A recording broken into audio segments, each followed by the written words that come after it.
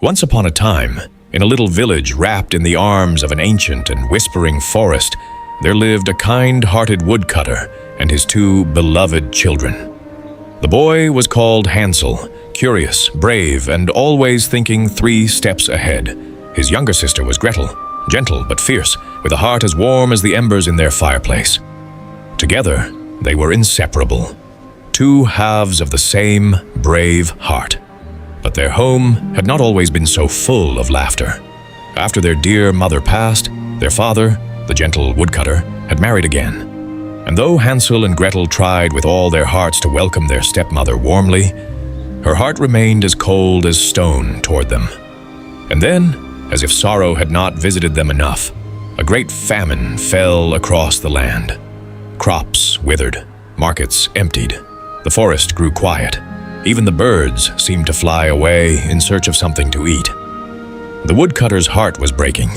Every evening he would quietly push his share of food toward his children, going to bed hungry himself, just so they might sleep with something warm in their bellies.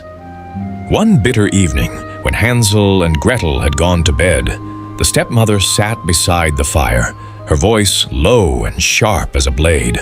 "Stepmother, husband, we cannot continue like this. There is only enough food left for 2 people. If we keep feeding all 4 mouths, we will all starve before spring." What are you saying? They are my children. Take them into the forest tomorrow. Deep into the forest. Leave them there. Perhaps someone will find them. Perhaps they will find their own way. But if they stay here, we will all. I cannot. I will not. Then you sentence us all to the same fate.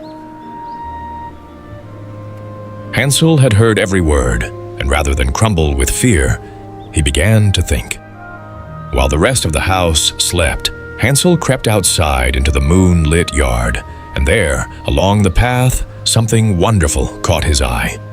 The stones, the smooth white pebbles that lined the cottage path, were glowing in the moonlight like tiny fallen stars. Hansel smiled.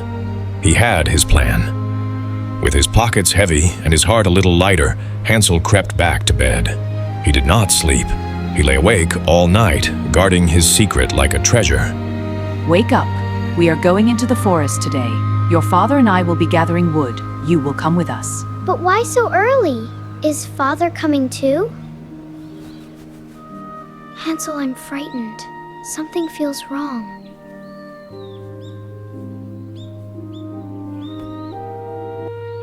Don't be afraid, Gretel. I have a plan. Stay close to me and trust me. Narrator. Deeper and deeper into the forest they walked. The trees grew taller, the sky grew darker. The village sounds faded away until there was nothing but the rustle of leaves and the distant call of a wood pigeon. Wait here, children. We are going to gather wood a little further in. We will light a fire for you before we go. Stay warm and wait for us. Be good, my darlings. Your father loves you more than all the stars in the sky.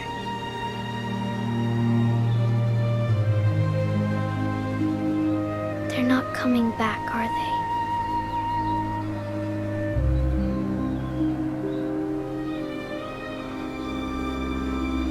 they? Not tonight. But we are going home, Gretel. I promise you. They waited and waited, and the fire burned low, and the stars came out, and still no one came. And then, like a miracle, the pebbles Hansel had dropped began to catch the moonlight. Every single one of them shone like a tiny lantern, stretching back through the trees in a perfect, glittering trail. Hansel, the stones are glowing!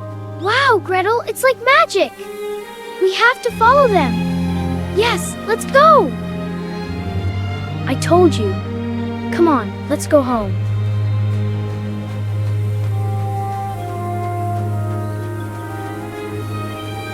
Step by step, stone by stone, the trail of pebbles led them safely home. By the time the first gray light of dawn touched the sky, Hansel and Gretel were standing at their own front door. My babies, My darlings, you came back.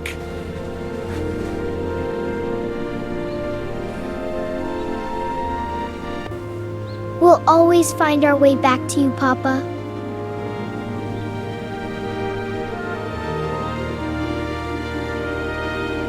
The famine did not lift. Days passed, and the stepmother's patience wore thin as paper. The next morning, they were woken even earlier than before. This time, the stepmother pressed a small heel of stale bread into each child's hand. Breakfast. Eat it on the way. We are going into the forest again. I have no pebbles this time, but I have bread. I'll make a trail of crumbs. It will be just as good. Are you sure? What if? Trust me.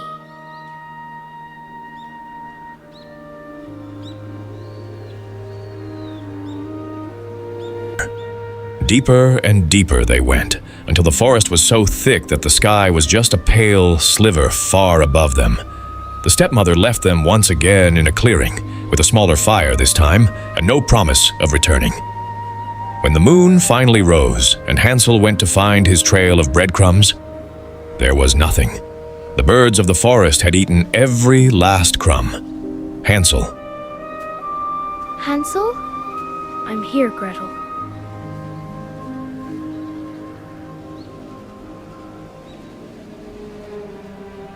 The crumbs are gone. The birds took them. I'm sorry, Gretel. I'm so sorry. Then we find another way. Together. We always do. They walked for the rest of that night, and all the next day, and the night after that. 3 days passed. They ate wild berries and drank from a cool stream. They slept curled together under a great oak tree, keeping each other warm. And slowly, the deep, dark forest began to feel less like a place they were lost in, and more like a place they were wandering through toward something. On the morning of the 4th day, when hope had grown very small indeed, something extraordinary happened. Hansel, look! That bird! It's so beautiful! I think it wants us to follow it.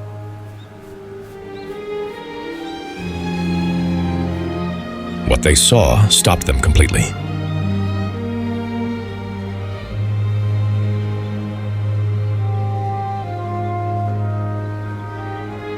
Is that house made of cake? And chocolate? And gingerbread? And is that marzipan on the roof? Narrator. Their empty stomachs growled. Their eyes grew wide, and, just for a moment, all caution melted away like sugar in warm rain. They had never tasted anything so wonderful in all their lives. And then came a voice. Old woman. My, nibble, nibble, little mice who is eating at my house so nice. Hansel. Quickly. We are so sorry. We have been lost in the forest for 3 days. We were so hungry. Oh, no, dear ones. No need to apologize. Poor little lost lambs, come inside. Come. I have warm soup and soft beds and all the sweet things your hearts could want. Something prickled at the back of Gretel's mind. Something cold and careful. But their legs were so tired. Their stomachs were so empty. And the old woman seemed so very kind. But as they ate and grew drowsy, the old woman's smile grew different, thinner, sharper.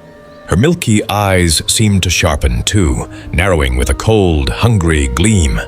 Hansel, gripping the bars, voice taut with fear. Old woman, dropping all pretense of sweetness, her voice now a rasping, gleeful cackle. Good morning, boy. My eyes may be dim, but my nose never fails. I can smell a plump, tender child from a mile away. You need fattening up. Let him go. Let him go right now.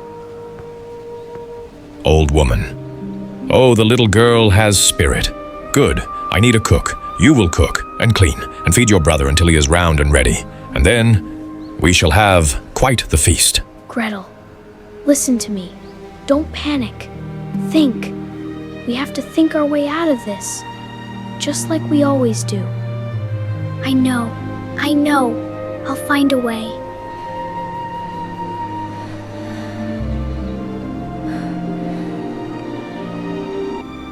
Still thin. What is wrong with this child? Gretel meant more bread, more butter, more cake. But the old woman's patience was not infinite. Enough waiting. Fat or thin, today is the day. Gretel, go check if the oven is hot enough. I want to see if the bread is ready to bake. I'm not sure how to tell if it's hot enough. I don't know how an oven like this works. Would you show me? Stupid girl! Look, you simply put your head close to the opening and just like that, the old woman was gone. Her cackles were silenced. The terrible spell that had hung over the house like smoke dissolved into the warm morning air. Gretel, voice muffled against his shoulder. I've got you. Hansel, holding her tight. I knew you'd do it. I knew you would. Now that the witch's magic was broken, the candy house revealed its secrets. Behind every panel, beneath every floorboard, there were treasures. Rubies like frozen drops of red wine, pearls as round and white as snowballs, pearls and gold coins and shimmering gems that caught the light like trapped rainbows. Gretel, holding up a handful of pearls, eyes wide. Fill your pockets, Gretel. Every single one.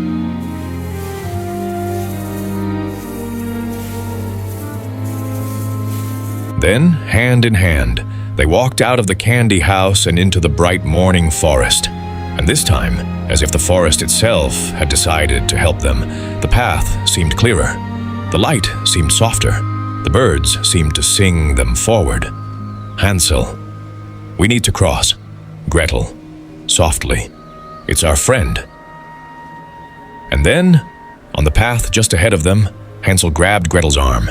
He knew these trees, these stones, this particular bend in the road. Gretel, we're home. We're nearly home.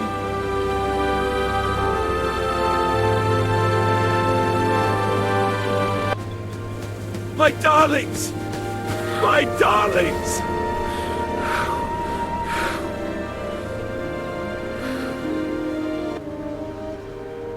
We always come home.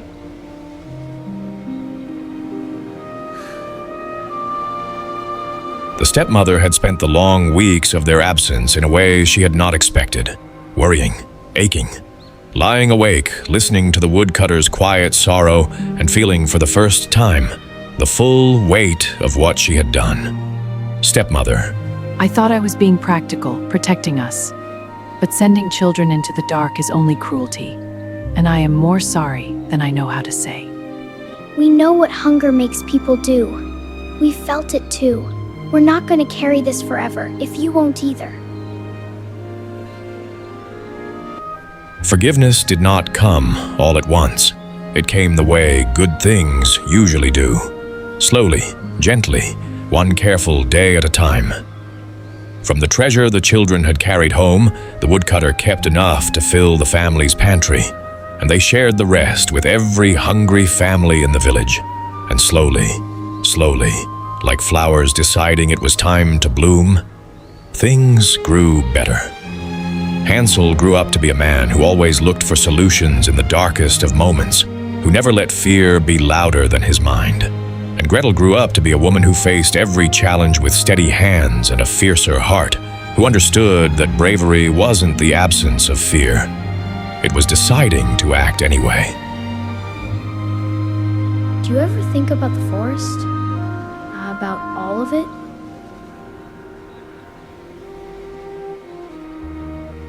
All the time. And I think I'm glad it happened. Not the scary parts, but what it showed us. That as long as we have each other, we can find our way through anything. And so the little family continued, not without difficulty, not without the memory of hard times. but together. And they discovered that the truest kind of magic in this world was not a candy house in the forest or a chest of sparkling jewels. The truest magic was something far simpler and far harder to find.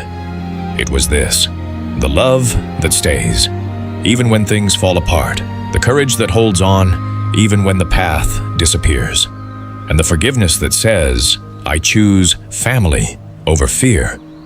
And Hansel and Gretel? They lived, not perfectly, not without their struggles, but with grateful hearts and brave, open hands, happily ever after.